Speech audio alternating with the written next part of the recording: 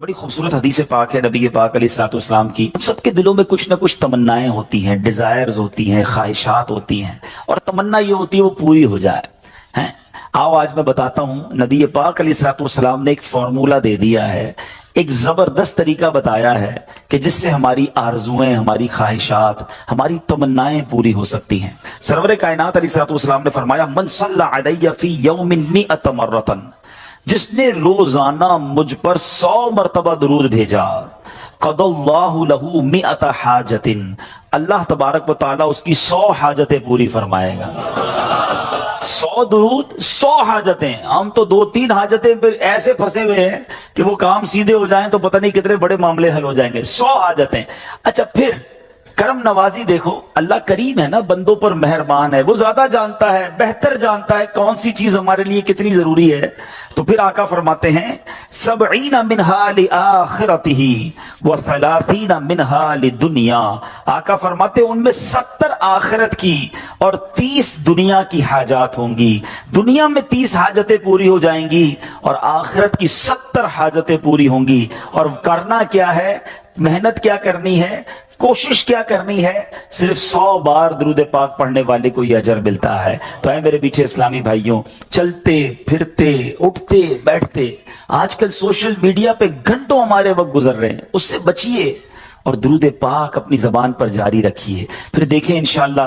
बल्कि मैं सच बताऊं, अगर कोई ऐसा मेरा भाई बैठा है ना जो परेशान है, बीमार है, कर्जे में डूबा हुआ है, किसी डिफिकल्टी में है, घर में प्रॉब्लम है, तबीयत ठीक नहीं है, आप यकीन करें, आप दुरूद पाक का वजीफा शुरू कर दें और पढ़ते रहें। बस आप अपनी आंखों के सामने देखेंगे कि चीजें आसान होना शुरू हो गई हैं, तबीयत बेहतर होना शुरू हो गई है, बोझ हल्का होना शुरू हो गया है, टेंशन फारिग होना शुरू हो गया है। मसला यही तो है कि प्रॉब्लम में, मुश्किल में हम सबको याद करते हैं, सबके पास जाते हैं, नहीं पुकारते तो अपने रब को नहीं पुकारते, अल्लाह के हबीब अलैहिस्सलातु वस्सलाम पर दुरूद नहीं पढ़ते।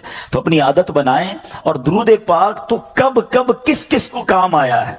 अगर मैं ये कहूं ना कि मेरी और आपकी दुनिया में आमद का एक सबब भी हम सब की जो तख्लीक हुई है, हमारे जद्दे अमजद कौन है, हम किसकी औलाद हैं? हजरत आदम अलैहिस्सलाम की। अच्छा माशाल्लाह, हजरत आदम यानी हमारी अम्मी हुजूर फिर कौन हुई? बीबी हव्वा। माशाल्लाह, इतना तो पता है ना। हजरत आदम और बीबी हव्वा का रिश्ता कैसे हुआ आपको पता है? ये निकाह कैसे हुआ, ये रिश्ता हुआ, ये जोड़ा बना तो ये सिलसिला बनी आदम शुरू हुआ ना, औलाद शुरू हुई। और बढ़ते बढ़ते बढ़ते आज हम सारे दुनिया में आ गए। हमें आदमी कहा क्यों जाता है? हम हजरत आदम अलैहिस्सलाम की औलाद है ना। अब आओ बताता हूं, ये पहला निकाह, ये पहला रिश्ता, ये पहला जो जोड़ा बना वो कैसे बना? सुभान अल्लाह। अब इसके बारे में ये आता है कि जब अल्लामा नबहानी रहमतुल्लाह तआला नकल करते हैं कि जब अल्लाह अज़्ज़ा वजल ने हजरत आदम अलैहिस्सलाम को पैदा किया, उन्होंने आंखें खोली तो अर्श पर इसमें मोहम्मद सल्लल्लाहु अलैहि वसल्लम लिखा हुआ देखा। हजरत आदम के दुनिया में आने से पहले ही मेरे आका का चर्चा है, नबी पाक का नाम अर्श पर लिखा हुआ है। अब अर्ज की, ऐ मेरे रब, क्या मुझसे बढ़कर भी तेरी बारगाह में कोई इज्जत वाला है, मुअज़्ज़ज़ है? हजरत आदम अल्लाह से पूछ रहे। इरशाद फरमाया, हाँ, ये नाम तेरी औलाद में से एक नबी अलैहिस्सलातु वस्सलाम का है जो तुझसे बढ़कर मेरे यहां मुअज़्ज़ज़ है। हजरत आदम से कहा जा रहा है कि तुझसे बढ़कर मेरे यहां मुअज़्ज़ज़ हैं। अगर वो ना होते तो मैं न आसमानों को पैदा करता, न जमीन को, न जन्नत को, न जहन्नम को। कि जब अल्लाह अज़्ज़ा वजल ने उनकी पसली से हजरत हव्वा रज़ियल्लाहु ताला अन्हा को पैदा किया तो आदम अलैहिस्सलातु वस्सलाम ने उन्हें देखा, ऐसी मखलूक कि जिसके मुशाबे कोई और मखलूक ना थी। अल्लाह अज़्ज़ा वजल ने हजरत आदम अलैहिस्सलातु वस्सलाम में ख्वाहिश भी पैदा की। तो उन्होंने अर्ज़ की, इलाही ये कौन है? फरमाया, हव्वा रज़ियल्लाहु ताला अन्हा। अर्ज़ की, मौला मेरे साथ जोड़ा बन जाए। इरशाद हुआ, तुम इसका महर अदा करो। अर्ज़ की, मौला महर क्या है? इरशाद फरमाया, उस नाम वाले पर 10 मरतबा दुरूद भेजना है। जिसका नाम अर्श पे देखा है ना, उसके नाम पर 10 बार उस नाम वाले पर दुरूद भेजो। तो कहा, ऐ अल्लाह, मैंने ऐसा कर लिया तो क्या मेरा जोड़ा हो जाएगा?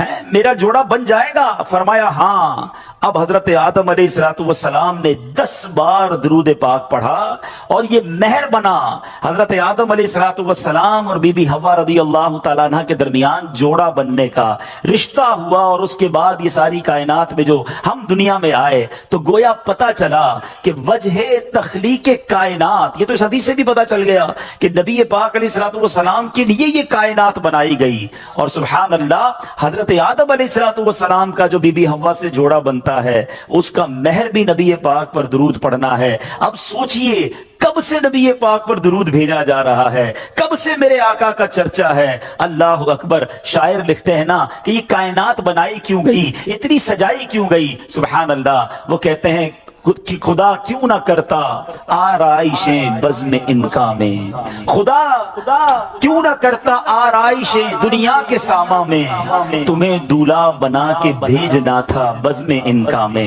یہ ساری کائنات ہی سجائی گئی ہے نبی پاک علیہ السلام کے لیے. مولانا حسن ادا خان صاحب لکھتے ہیں نا، کونین بنائے گئے سرکار کی خاطر، کونین بنائے گئے سرکار کی خاطر، کونین کی خاطر تمہیں سرکار بنایا. ایسا تجھے خالق نے طرحدار بنایا، یوسف کو تیرا طالب دیدار بنایا. حضرت آدم علیہ السلام نے جب یہ سوال کیا ہوگا، ذرا امیجن کریں کہ یا اللہ مجھ سے بڑھ کر بھی کوئی تیرے ہاں عزت والا ہے. تو بتایا کیا گیا ہے تیری اولاد میں، آنا تیرے بعد بظاہر ہے مگر تجھ سے بھی زیادہ عزت والا ہے. سیدی اعلیٰ حضرت امام اہل سنت بڑا پیارا شعر لکھتے ہیں کہ جب سے حضرت آدم علیہ السلام کو یہ پتا چلا کہ میری اولاد میں کوئی ایسی شخصیت نے بھی آنا ہے جو رب کے یہاں اتنا مقبول ہے، تو اس کی یاد میں حضرت آدم علیہ السلام گویا گم رہا کرتے. سبحان اللہ. سیدی اعلیٰ حضرت لکھتے ہیں کہ حضرت آدم علیہ السلام کیا کہا کرتے کہ ظاہر میں میرے پھول ہیں، حقیقت میں میری اصل. بعد میں آنے والا تنے کے تنا جو ہے اس کے بعد پھول آتا ہے نا، کہتے ظاہر میں تو میرے پھول ہیں، حقیقت میں میری اصل. اس گل کی یاد میں یہ صدا ابو البشر کی ہے. ابو البشر کہتے ہیں حضرت آدم علیہ السلام کو، وہ اس وقت بھی نبی پاک کو یاد کرتے تھے کہ ایک پھول نے آنا ہے، لیکن باغ سجایا اسی کے لیے گیا ہے، سب ساری کائنات سجی اسی کے لیے ہے. سیدی اعلیٰ حضرت لکھتے ہیں نا، کیا خوبصورت بات لکھتے ہیں، انہی کی بو مایائے سمن ہے، انہی کا جلوہ چمن چمن ہے، انہی سے گلشن مہک رہے ہیں، انہی کی رنگت گلاب میں، آقا ہی کا سب کچھ ہے، انہی کا سب یہ سجایا ہوا، ان کے صدقے سے یہ ساری کائنات بنی ہے. اللہ بس نبی پاک کا سچا. نبی پاک علیہ السلام کے روضے کے باہر، ان کی قبر منور کے باہر ایک دربان ہے، ایک میسنجر ہے جو آقا کو پیغام پہنچانے والا ہے. میرا آپ سے سوال یہ ہے کہ میسنجر کی سماعت کا عالم یہ ہے کہ یہاں بیٹھ کر ہم درود پڑھیں وہ وہاں مدینے میں سن لیتا ہے. پوری دنیا میں جو درود پڑھے وہ فرشتہ سن لیتا ہے. صرف سنتا نہیں، پڑھنے والے کو ریکگنائز بھی کر لیتا ہے کہ پڑھنے والا ہے کون، اس کا نام کیا ہے، اس کے والد کا نام کیا ہے. ذرا بتاؤ، دربان کی سماعت کا عالم یہ ہے تو مصطفیٰ کریم کی سماعت کا عالم کیا ہوگا، میرے آقا کے علم کا عالم کیا ہوگا. تو اگر آج عاشقان رسول جھوم جھوم کر صلاۃ و سلام میں میرے رضا کا یہ شعر پڑھتے ہیں تو کیا غلط کرتے ہیں کہ دور و نزدیک کے سننے والے وہ کان، دور و نزدیک کے سننے والے وہ کان، کان لعلے کرامت پہ لاکھوں سلام. تو یہ تو حدیث پاک سے پتا چل رہا ہے کہ جب دربان مصطفیٰ سب کی آوازیں سن لیتا ہے، وہ سب کے درود سن لیتا ہے، تو میرے آقا کیوں نہ سماعت فرمائیں گے. بس دل سے پکارنا ہے، فریاد امتی جو کرے حال زار میں، فریاد امتی جو کرے حال زار میں، ممکن نہیں کہ خیر بشر کو خبر نہ ہو، واللہ وہ سن لیں گے، فریاد تو پہنچیں گے. اتنا بھی تو ہو کوئی جو آہ کرے دل سے، بس دل سے پکارنے کی دیر ہے، کام بن جانے ہیں. مجھے سچ بتاؤ، ایک امتی کے لیے اس سے بڑی کیا سعادت ہوگی، وہ ادھر درود پڑے ادھر فرشتہ اس کا نام بارگاہ رسالت میں پیش کرے، اور صرف میرا نام نہیں، میرے والد کا نام بھی پیش کرے.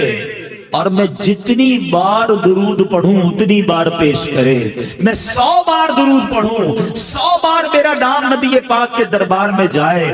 دیکھو دنیا کا بھی دستور ہے کہ جب کوئی فقیر جب کوئی بھکاری در پہ بار بار آئے نا, ہمارے گھر پر بھی آئے, ہم کہتے ہیں یہ روز آتا ہے اس کا کام کر دو.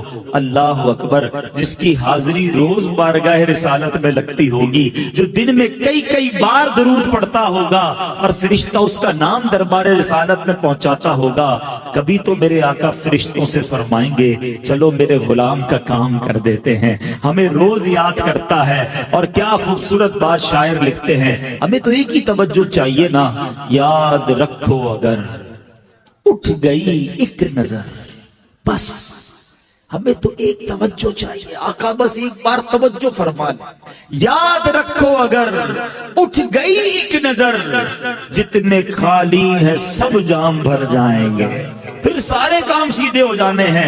نبی پاک کی توجہ ہونے کی دیر ہے. امام عشق و محبت اعلیٰ حضرت سمجھاتے ہیں, پریشان ہونا ڈیفیکلٹی میں ہو, سنو قسمت میں لاکھ پیچ ہوں 100 بل 1000 کج. قسمت میں لاکھ پیچ ہوں 100 بل 1000 کج. آقا یہ ساری گتھی ایک تیری سیدھی نظر کی ہے. بس نبی پاک کی نظر پڑنے کی دیر ہے, سارے کام سیدھے ہو جانے ہیں. درود پاک پڑھنے کے بے شمار فضائل و برکات ہیں, اور درود پاک کے فضائل میں واقعات بھی بڑے کمال کے ملتے ہیں. درود پاک کی کے اوپر ایک بڑی مشہور و معروف ورلڈ فیمس بک ہے دلائل الخیرات شریف, اور یہ بڑی مبارک کتاب ہے. جنہوں نے لکھی وہ بھی بڑی مبارک ہستی ہیں, حضرت سلیمان جزولی رحمۃ اللہ تعالی علیہ. اور اس کتاب کے جو بلیسنگز ہیں, اس کی جو برکتیں ہیں, پڑھنے والوں کو جو ملا اور ملتا جا رہا ہے, اس کا کمال ہی اور ہے. ایک بڑا ایمان افروز واقعہ ہے, اور یہ امیر اہل سنت کو جو دعوت اسلامی کے فاؤنڈر ہیں مولانا الیاس قادری صاحب, ان کو کسی نے سنایا تھا. کتیانہ جوناگڑھ اسٹیٹ, یہ انڈیا کے جس وقت پاک و ہند ساتھ تھا اس زمانے کا یہ واقعہ ہے, کہ اس میں ایک بڑا زبردست عاشق رسول رہتا تھا, اور وہ درود پاک بہت پڑھتا تھا. اس کو پوری دلائل الخیرات شریف زبانی یاد تھی. اور وہ کیا کرتا تھا, وہ سنگ تراش تھا, وہ پتھروں کو تراشتا تھا, سٹون کا کام تھا. تو ایک پتھر تراشتا تھا تو دلائل الخیرات شریف کا ایک باب پورا پڑھ لیا کرتا تھا. اتنا اس کا دلائل الخیرات شریف کا ورد تھا. اب اس عاشق رسول کی قسمت جاگ اٹھی. ایک بار وہ رات کو سویا تو خواب میں نبی پاک علیہ الصلوۃ والسلام کی زیارت نصیب ہوئی, اور پیارے آقا علیہ الصلوۃ والسلام نے ایک گنبد خضرا کے ساتھ جو مینار تھا, اس مینار کا ایک پتھر جو تھا, ایک کنگرا جو تھا, وہ شکستہ تھا, ٹوٹا ہوا تھا. تو نبی پاک علیہ الصلوۃ والسلام نے فرمایا, دیوانے یہ دیکھو ہمارے نور بار مینار کا جو سٹون ہے, جو کنگرا ہے, وہ شکستہ ہو گیا ہے, ہمارے مدینے آؤ اور آ کر اس کو بنا دو. اب یہ آنکھ تو کھل گئی, یہ حیران ہو گیا کہ میں انڈیا کے گاؤں میں رہنے والا, مدینہ کہاں, نہ پیسے نہ پاسپورٹ نہ کوئی رقم, اور مجھے مدینے بلایا جا رہا ہے. لیکن عشق نے ڈھارس بندھائی کہ جب بلایا آقا نے خود ہی انتظام ہو گئے. اس زمانے میں پانی کے جہاز جایا کرتے تھے, شپ جایا کرتے تھے. تو وہ شخص جو ہے وہ اپنا سامان اٹھایا, اور پور بندر کی بندرگاہ تھی جہاں سے جہاز جاتے تھے, تو وہ بندرگاہ پہنچ گیا. اب وہاں یہ ہوا کہ سارے جو حاجی یا سفر پر جانے والے تھے وہ سب جہاز میں بیٹھ گئے, اور جہاز, آپ پتا ہوگا بڑا جہاز جو تھوڑا سا آگے چلا جاتا ہے, چھوٹی کشتی سے بعض اوقات شفٹ کیا جاتا ہے, تو جہاز اسٹارٹ ہی نہیں ہو رہا تھا. اسٹارٹ کرتے اسٹارٹ نہ ہوتا, اسٹارٹ کرتے اسٹارٹ نہ ہوتا. تو جہاز میں سے کسی نے دیکھا کہ ایک حاجی جو ہے یا ایک مدینے جانے والا لگتا ہے رہ گیا ہے. کسی نے کہا بھائی بندرگاہ پہ ایک بندہ کھڑا ہے, وہ رہ گیا ہے. اب جہاز کے لنگر تو اٹھا دیے گئے تھے, تو چھوٹی کشتی بھیجی گئی, اس دیوانے کو اٹھا کر جہاز پہ لایا گیا. جیسے ہی اس کے قدم میں جہاز پر لگ گئے, جہاز اسٹارٹ ہو گیا, بغیر پاسپورٹ کے, بغیر کسی سسٹم کے. یہ پرانی باتیں, اس زمانے میں اتنی امیگریشن اور اتنے مسائل بھی نہیں تھے.